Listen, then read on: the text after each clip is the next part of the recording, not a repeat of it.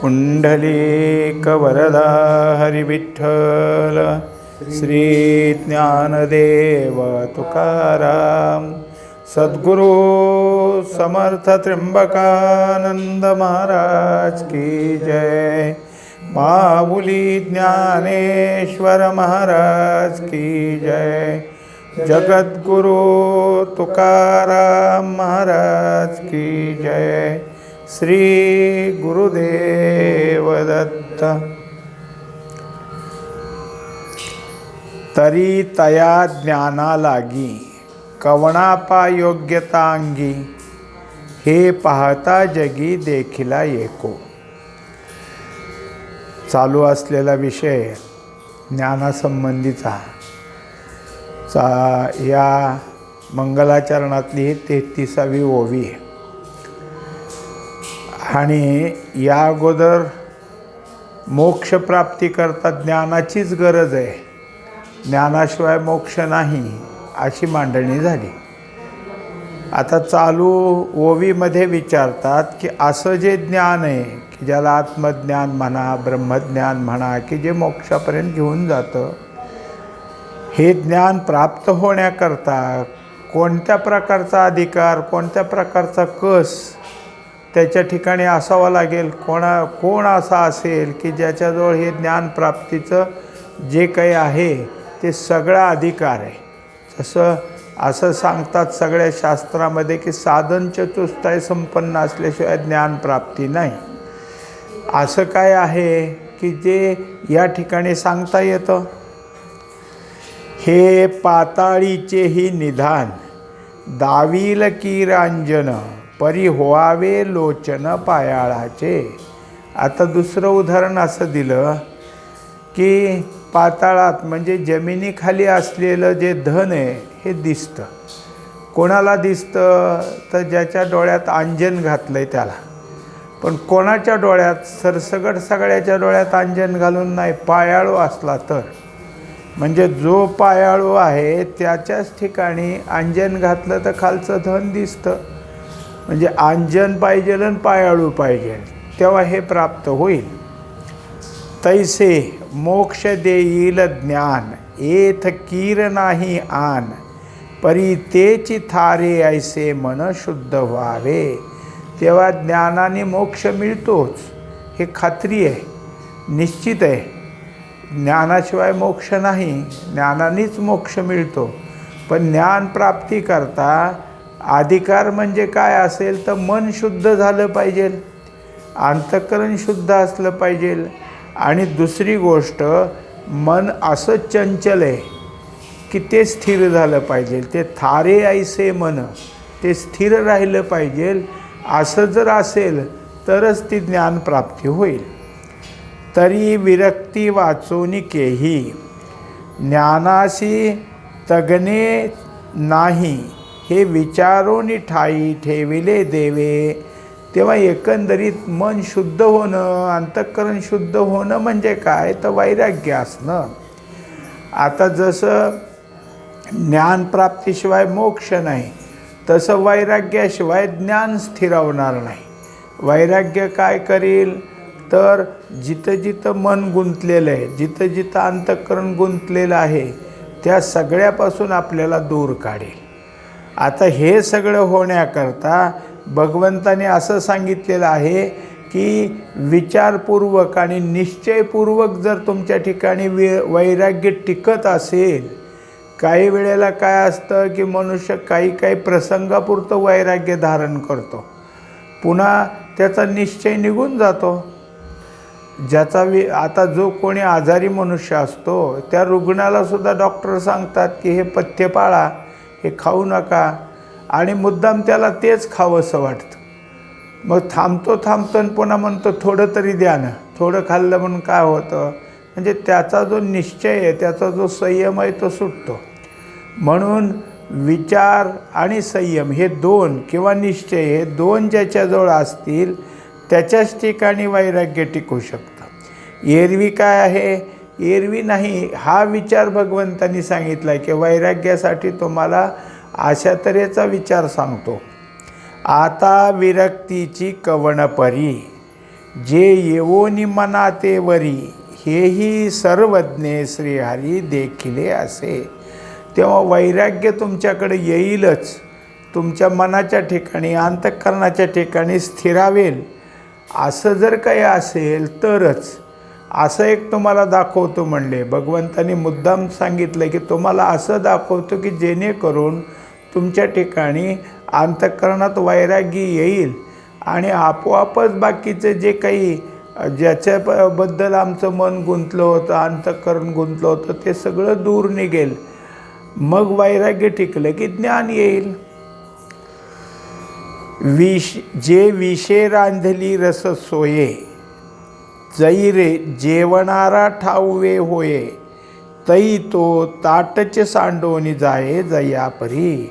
आता त्याला काय केलं, कसं असतं पहा, वैराग्य कसं टिकल त्याचं उदाहरण दिलं की भूक लागलेली मनुष्याला आणि ताटात अन्न नुसतं नाही तर चांगलं मिष्टान्न वाढलेलं आहे आणि आता तो खाणार आहे कारण त्याला भूकच लागली ना. पण तेवढ्यात त्याला कोणीतरी सांगितलं की हे सगळे पदार्थ आहेत, ह्यात विष घातले. इतका भुकेलेला असला तरी ते ताटावून उठेल. नको बाबा म्हणलं, हे खाऊन मरायचं कशाला. म्हणजे याच्यामध्ये आपल्याला मृत्यू आहे असं कळल्यानंतर ते गरजेचं आहे असं वाटत असलं तरी मनुष्य त्याच्यापासून जसा दूर निघतो. तैसी संसारा या समजता, जाणीजे जै अनित्यता, तै वैराग्य दवडिता पाठी लागे. आता तशी ही ओवी महत्त्वाचीच आहे. इथं त्यांनी काय केलं की मुद्दाम महत्त्वाचा असा सिद्धांत सांगितला की हे जे काही संसार आहे हा अनित्य आहे आणि हा अनित्य हे जर जाणलं तर मग वैराग्य काय, वैराग्य आपोआप तुमच्या मागं येईल. आता एक गोष्ट अशी की जसं विष आहे ह्यात म्हणल्याबरोबर मनुष्य लगेच ताट सोडतो, पण संसार अनित्य हे काही ज्ञानी यालाच कळतं आणि बाकीच्याला कळत नाही असं नाही. अज्ञानाला सुद्धा कळत असतं की हे काही खरं नाही, कधी हाताशी येईल आणि कधी निघून जाईल काही सांगता येत नाही आणि किती सांभाळून ठेवलं तर ह्याला नाश आहे हे कोणाला, सगळ्याला कळतं. पण सगळे सोडून देतात का, ह्याची अनित्यता कळत नाही का, कळती ना. मग का नाहीत सोडत, तर आपल्याला मोह आहे, आशा आहे. आता सुटलं म्हणून काय झालं, आता आपल्याकडून चुकलं म्हणून काय झालं, आता आपल्या हातातलं निघून गेलं म्हणून काय, परत मिळवू आपण, परत याच्यासाठी प्रयत्न करू. म्हणजे मनुष्य परत प्रयत्न करण्याचा सतत 8 तास करतो. याचं कारण काय, त्याला ते मिळवावं अशी आशा आहे आणि त्या आशेमुळं हे अनित्य हे कळलं तरी आम्ही त्या अनित्यतेकडं डोळेझाक करतो. पण ज्याच्या ठिकाणी ही जाणीव पक्की झाली की हे अनित्यच आहे, मग ह्या अनित्याच्या कशाला नादी लागायचं आहे. जी वस्तू टिकतच नाही ती वस्तू सांभाळून काय करायचं, ती गोळा करण्याकरता 8 तास तरी का करायचा, असा जो विचार करणार आहे तो ठरवतो. आता अनित्यत्व या कैसे, तेची वृक्षाकार मिशे, सांगितत असे विश्वेशे पंचदशी. एकंदरीत आत्तापर्यंत ज्ञानाचा विषय झाला. ज्ञान अंतःकरणात कसं टिकल, तर वैराग्याने टिकल. वैराग्य सांगितलं आणि आता हे जे काही ज्या संसाराबद्दल बोलणं चाललं आहे तो संसार अनित्य आहे. हा अनित्य कसा आहे हे सांगण्याकरता एका वृक्षाचं रूप घेतलेलं आहे आणि ह्या 15व्या अध्यायामध्ये भगवंत ते आता सांगत आहेत. एकंदरीत 15व्या अध्यायात जो आता विषय होणार आहे त्या विषयाची काही मांडणी इथं सांगितली आहे. याला उपोद्घात असं म्हणतात की जे आता पुढं आपल्याला सांगायचं आहे या अध्यायात त्याची सुरुवात केली की यात काय काय तुम्हाला सांगितलं जाईल. तर मुख्यत्वे करून याच्यामध्ये जर काही सांगितलं जात असेल तर एकच आहे की जे तुमच्यासमोर दिसतंय ते सगळं मिथ्या आहे, म्हणून वृक्षाकार रूपकानं ते सांगत आहे. उपडिले कवतिके, झाड एरी मोहरा ठाके, ते वेगे जैसे सुके तैसे हे नवे जाण. आता झालं ज्या झाडाबद्दल सांगायचे ते कसं आहे पहा, त्याच्याकरता सांगितलं की जसं एखादं झाड आहे आणि आपण मुळासह उपटलं, काही तुम्हाला प्रयोग करायचा आहे म्हणून म्हणा, काहीतरी म्हणा, आणि जर ते टाकलं खाली तर थोड्या दिवसात सुकून जातं. ते काय आहे त्याच्याप्रमाणे राहत नाही, ते वेगे जैसे सुके, ते सुकून जातं. पण तसं हे झाड नाही, हे झाड काय आहे वेगळंच आहे. याची एके परी रूपकाची एक कुसरी, सारितसे वारी संसाराची. आता हे वृक्षाचं रूपक म्हणजे झाडाचं रूपक घेऊन आपल्याला ह्याचं अनित्यत्व सांगणार आहे. जर आपल्या ते लक्षात आलं आणि जसं सांगितलं आहे त्याप्रमाणे भगवंताच्या अभिप्रायाप्रमाणे आपण अंतःकरणाची धारणा केली आणि त्याचप्रमाणे जर आचरण ठेवलं तर या संसारात आपण सतत सतत येतोय जातोय, संसरती, पुन्हा पुन्हा ह्याच्या संसरण करतोय. ही वारी संपल, परत परत येणं जाणं हे सगळं संपल. पण कधी भगवंतानी सांगितलेले त्या वृक्षाचं रूपक आपल्या ठिकाणी परिपूर्ण अंतःकरणात घट्ट बसून ह्यात काय चुकीचं आहे काय आहे. म्हणजेच सगळ्यात महत्त्वाचं आहे की जगन्मिथ्यत्व कळत असून सुद्धा मनुष्य जगन्मिथ्यत्व मानत नाही. आता त्याला कारण काय तर जीव ब्रह्म ऐक्य झालं नाही म्हणून जगन्मिथ्यत्व अजून कळलं नाही. जीव ब्रह्म ऐक्य होणं आणि जगन्मिथ्यत्व होणं हे दोन आहे की ब्रह्मसत्य आणि जगन्मिथ्य ह्या दोन गोष्टी आहेत. त्यातलं ब्रह्मसत्यत्व कळल पण जगन्मिथ्यत्व कळलंच असं नाही. तेव्हा दोन्ही कळलं आणि दोन्ही आत्मसात केलं, मिथ्यत्वही पक्क आपल्या लक्षात ठेवलं, ब्रह्मसत्यत्वही ठेवलं तरच या सगळ्या संसारातून सुटणार आहोत. करोनी संसार वावो स्वरूपी अहंते ठावो होवावया अध्यावो 15वा.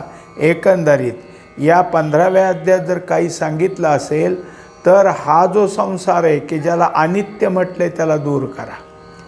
पण कोणत्याही गोष्टी ज्या आहेत त्या अनित्य त्या कळण्याकरता आम्हाला काय नक्की पक्क आहे किंवा शाश्वत आहे सत्य आहे त्याचं ज्ञान व्हावं लागेल ना.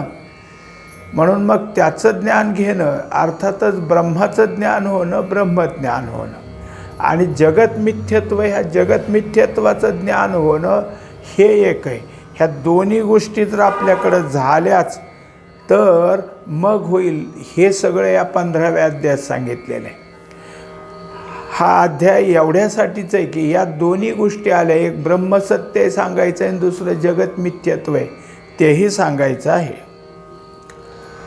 आता हेची आघवे ग्रंथगर्भीचे चांगावे उपलविजे जीवे आकरणेजे. एकंदरीत दोन गोष्टी आता आपण पाहिल्या.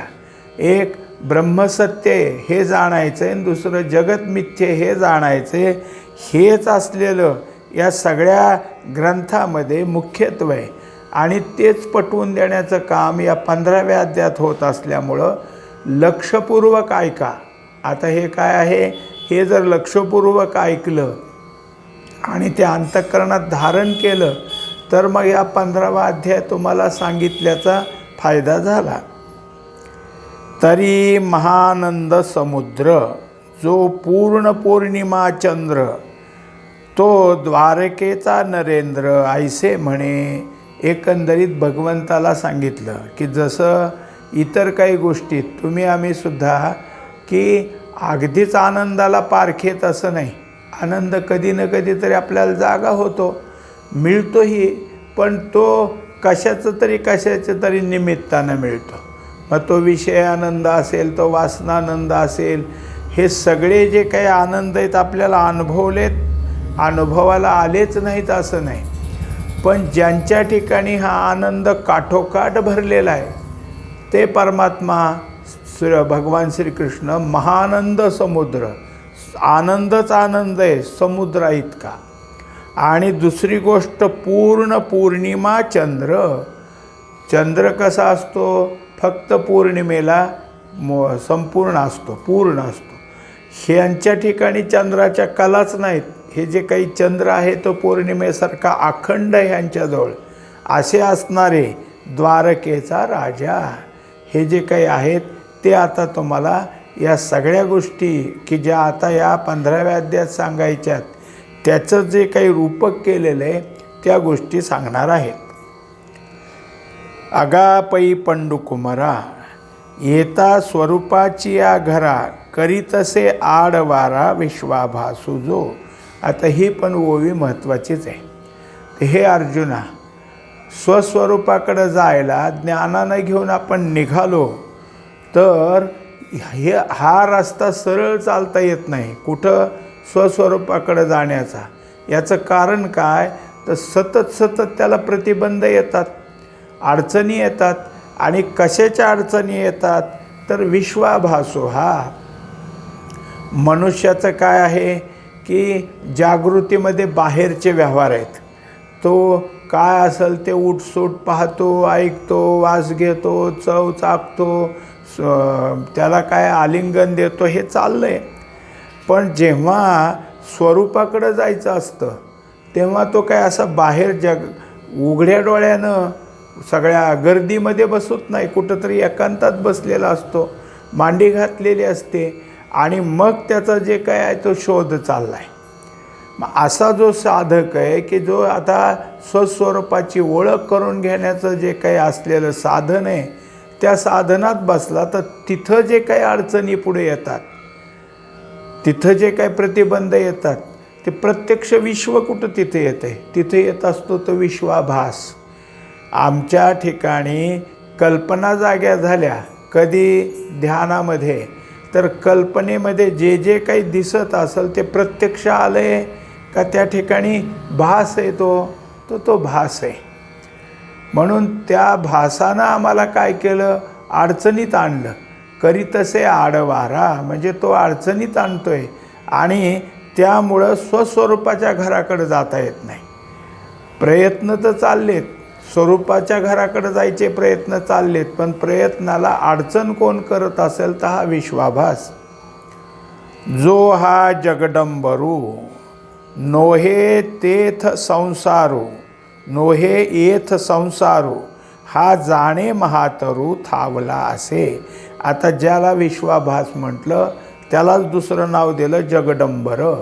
म्हणजे जसं आकाश विशाल आहे तसं हे सगळं विशाल आहे आणि दुसरं नाव आहे ह्याला संसार. हा जो काही आहे तो कसा आहे तर जे आता रूपक म्हणून सांगणार आहे त्यात महातरू म्हणजे मोठा वृक्ष आहे आणि तो वृक्ष असा काय पसरलेला आहे, विस्तार आहे त्याचा. आणि या विस्ताराच्या संसाररूपी विस्ताराच्या झाडामध्ये आपण गुंतलेलो आहोत. त्याच्यातनं जसं आपण सुद्धा पाहतो की बाहेर झाडं असतात, त्याच्यात काय होतं की पानगळ होते, सगळी पानं गळून जातात आणि झाडाच्या अगदी नुसत्या काय आहे काटक्या राहतात, पुन्हा पानं सगळी निर्माण होतात, पुन्हा ते झाड हिरवंगार होतं. असं काही झालं की पुन्हा पानगळ, असं सतत चालू आहे. तसा हा संसार आपल्याला कधी दुःखात नेतो कधी सुखात नेतो, असं सतत चालू आहे. परी येरा रुखा सारिका तळी मुळे वरी शाखा तैसा नोहे म्हणून लेखा नये कवणा. आता जो काही वृक्ष आपल्याला सांगायचा आहे तो वृक्ष असा आहे की वर मुळे आहेत आणि खाली त्याच्या फांद्या आलेल्या आहेत. असं कुठं तुम्हाला बघायला मिळायचं नाही. असं कुठलं काय आहे की एखाद्या कल्पनेप्रमाणे हे झाड असं असतं बघा, असं कुठं दाखवावं, असं कुठंच दाखवता येत नाही. म्हणून आम्ही जे काही रूपक केले ते लवकर समजायचं नाही, लवकर लक्षात यायचं नाही. कारण काय आहे की ते जे सगळं आहे ते आता जे काही कल्पना केली त्या कल्पनेत मांडलेलं आहे. आगी का कुऱ्हाडी होय रे गावा जरी बुडी तरी हो का भलते वडी वरचील वाढी. आता काय आहे, आपण एरवी पाहतो की जी काही झाडं आहेत आपल्याजवळ असतील, काही अगदी नवीन असतील, काही जुनाट असतील, बरेच वर्षापासून ते झाड जरी असलं तरी त्याला काढून टाकायचं असलं तर कुऱ्हाडीने तरी तोडावं लागतं, नाहीतर आग त्याला लागते आणि जाळायचं. म्हणजे मग तो काय होतो, संपतो. आता त्या वृक्षाला तोडून तरी टाकलं काय किंवा जाळलं म्हणजे तो एवढा मोठा जरी विस्ताराचा वृक्ष असला आणि 200-250 वर्षाचा जरी असला तरी संपून जातो. जे तुटलिया मुळापाशी ओलंडेल का शाखासी, परी तैशी गोठी कायसी हा सोपा नव्हे. तेव्हा आपण पाहतो की झाड तोडायला मुळाजवळ सगळं काही मुळ्या काढून कोणी तोडत नाही. ते काय करतात, मुळ्या खालीच बुंधा फक्त कापायचा, तोडायचा. पूर्वी कसं कुऱ्हाडीने सगळं तोडून तोडून मग ते झाड उन्मळायचं. आता कापायचं मशीन आहे करवत, त्याने कापलं की पडतं. मग आता एकदा का त्या झाडाला कापलं बुंध्याजवळ की झाड जसं उन्मळून पडतं, मग झाड खाली पडलं. तसं हे नाही, हे तुम्हाला कुऱ्हाडीने तुटणारं नाही, आग्नीने जाळणार नाही, ह्या कशाने तुटल अशा प्रकारचं हे झाडच नाही. अर्जुना हे कवतिक सांगता असे अलौकिक, जे वाढी अधोमुख रुखायया. तेव्हा असं जे झाड आहे हे सांगताना तुम्हाला आश्चर्यच वाटेल, पण हे सगळं झाड खाली तोंड करू नये आणि खाली तसंच वाढत वाढत वाढत चाललेलं आहे. जैसा भानू उंची नेणोके, रश्मिजाळ तळी फाके, संसार हे कावरुखे झाड तैसे. आता त्याच्याकरता काय केलं की आपल्या पुढे एक मांडणी केली, लक्षात यावं काहीतरी म्हणून, जसं सूर्य आकाशात कितीतरी उंचीवर आहे आणि त्या सूर्याची किरणं सगळी खाली येतात आणि आपल्या पृथ्वीवर पसरतात. सूर्याहून आपल्या लक्षात यावं की सूर्य वर आहे आणि त्याची किरणं मात्र खाली. तसं हे झाड आहे, ह्याचं मूळ वर आहे आणि सगळ्या फांद्या खाली आहेत. कावरुके संसार हे कावरुखे झाड तैसे. तसं हे संसाराचं झाड चमत्कारिक आहे. कावरुखे म्हणजे चमत्कारिक. आत्तापर्यंत काय कितीतरी झाडं पाहिली, कित्येक अशी झाडं आहेत. आता ह्याच्यामध्ये मिरचीची लागण असते, मग मिरचीचं झाड कितीक असतं, 2 फुटाचं 2.5 फुटाचं. पण काही मिरच्याची झाडं असेल की त्याला उलट्या मिरच्या लागतात, वर ह्याच्यात देठ खाली आणि मिरची वर उभा राहिलेली. अशी काही झाडं आहेत की सगळ्या मिरचीच्या लावलेल्या रानामध्ये एखादं झाड असं निघतं. सगळीच झाडं तशी नाही, एखादं झाड असं असतं की त्याला मिरच्या उलट्या आहेत. हे जसं चमत्कारिक आहे असं सगळीच झाडं तशी नाहीत, एवढंच झाड निघालं. हे जसं चमत्कारिक आहे तसं हे संसाररूपी झाड चमत्कारिक आहे. आणि आथी नाथी तितुके, रुंदले असे येण्याची एके, कल्पांतीचे नि उदके व्योम जैसे.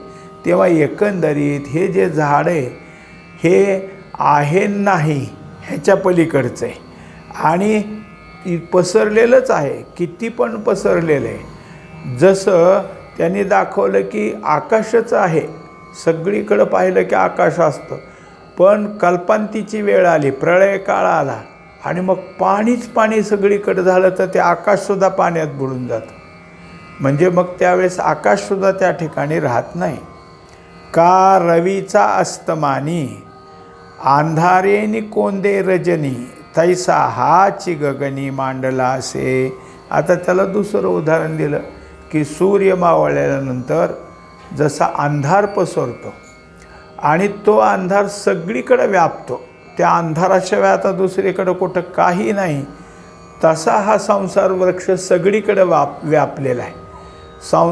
जेवढं काही आपल्याजवळ आहे, जेवढं काही आता जे काही 14व्या अध्यायात आपण ऐकलं की नाही की 4 खाणी, जारज, अंडज, उद्भिज आणि स्वेदज, किंवा बाकीचं सगळं असलेलं स्थावर जगत, हे सगळं ह्याच झाडात आहे, ह्या झाडाच्या वेगळं कुठे गेलेलं नाही. म्हणून जेवढं काही असेल, जे जे काही तुमच्या ठिकाणी आहे, जे पाहिलं म्हणता, जे ऐकलं म्हणता, किंवा पाहिलं आणि ऐकल्याच्याही पलीकडचं काही असेल ते सगळं यामध्येच आहे. यया फळ ना चुंबिता, फूल ना तुरंबिता, जे काही पंडुसुता ते रूखचे हा. आता या झाडाकडे गेल्यावर ह्याची फळं खावीत असं म्हटलं तर ह्याला फळ येत नाही. ह्याची फुलं काही सुगंधाला घ्यावीत म्हणले ह्याला फुलं येत नाही. मग हे काय आहे? हे वांझं झाड आहे, ह्याला काहीच येत नाही असं झाड आहे, पण सगळ्याला गुंतून टाकणारं झाड आहे. हा ऊर्ध्वमूळ आहे, परी उन्मळीला नोहे, येणेचे हा होये शाडवळुगा. आता एकंदरीत लक्षात घ्यावं, हे सगळं रूपक मांडत असताना ह्याच्या मांडण्या केलेल्या आहेत. त्या मांडणीमध्ये ज्या झाडाबद्दल वर्णन करतात ते झाड त्याच्या मुळ्यावर आहेत, ऊर्ध्वमूळ वर आहेत, आणि बाकीचं सगळ्या झाडाचा विस्तार खाली आहे. पण हे झाड उन्मळून टाकले असं समजू नका, हे झाड आहे म्हणून सतत टवटवीत आहे.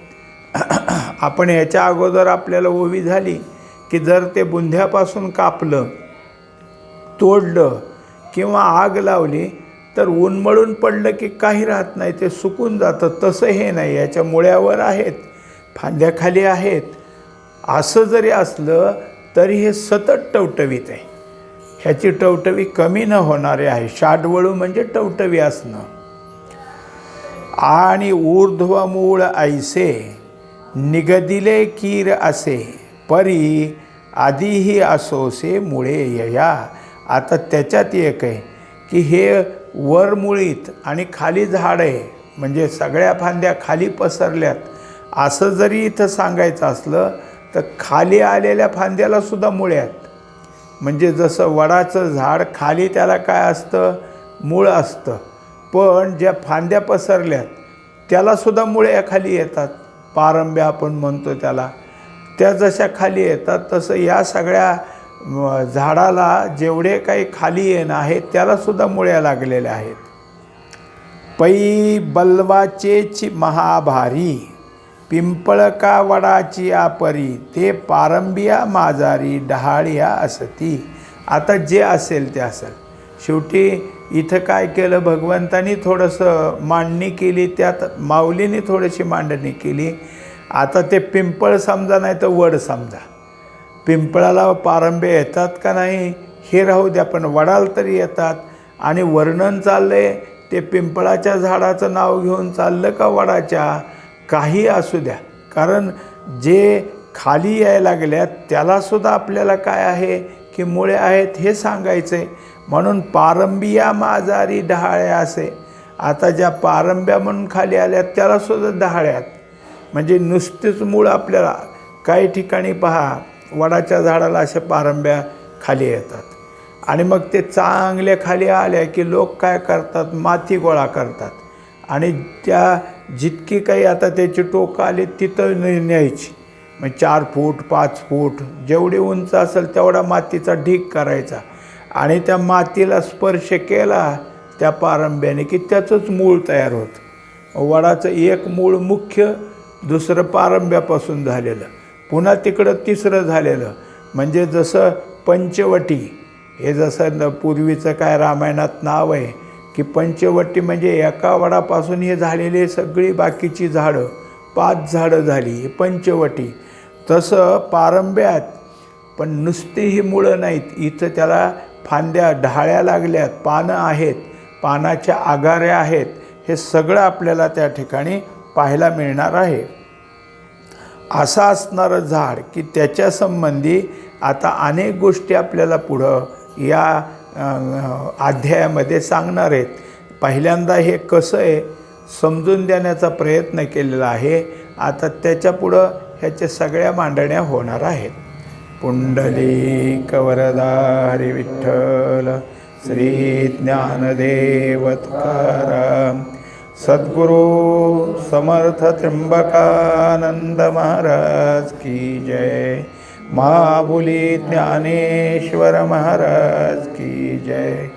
जगद्गुरु तुकाराम महाराज की जय. श्री गुरुदेव दत्त.